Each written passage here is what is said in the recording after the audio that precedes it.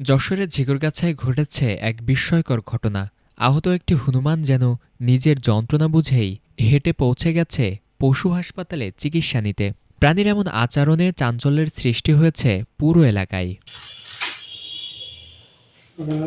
রবিবার দুপুরে ঝিকরগাছা উপজেলার প্রাণী সম্পদ ও ভেটেরিনারি হাসপাতালে হঠাৎ করেই ঢুকে পড়ে আহত হনুমানটি।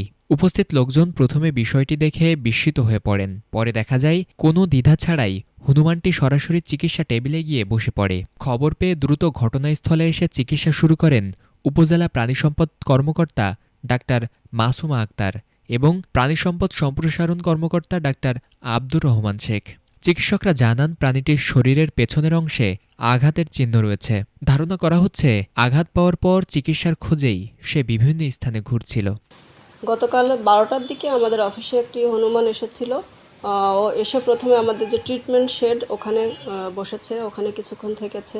আমাদের যে ডাক্তার আছেন তার সাথে তার কিছু কথা হয়েছে। এরপর হয়তো তার পছন্দ হয়নি, পরে সে আমাদের মেন বিল্ডিংয়ে এসেছে এবং এখানে আমাদের যে ডিসপেন্সারিটা আছে সে ডিসপেন্সারিতে বসেছে এবং বিভিন্ন ওষুধ, তারপর গজ, ব্যান্ডেজ এগুলো হচ্ছে চেক করেছে, গন্ধ শুকেছে, তারপর গালে দিয়েও কিছুটা টেস্ট করার চেষ্টা করেছে এবং আমরা তার চিকিৎসা দেওয়ার চেষ্টা করেছি। খাবার, বিশেষ করে পাউরুটির মাঝে ওষুধ দিয়ে সে কিছুটা নিয়েছে এবং আমরা তার ক্ষত স্থান দেখতে পেয়েছি, সেটাতে আমরা ভায়োডিন দিয়ে ড্রেসিং করে দেওয়ার চেষ্টা করেছি। এরপর কিছুক্ষণ থেকে হনুমান ওর মতো চলে গেছে।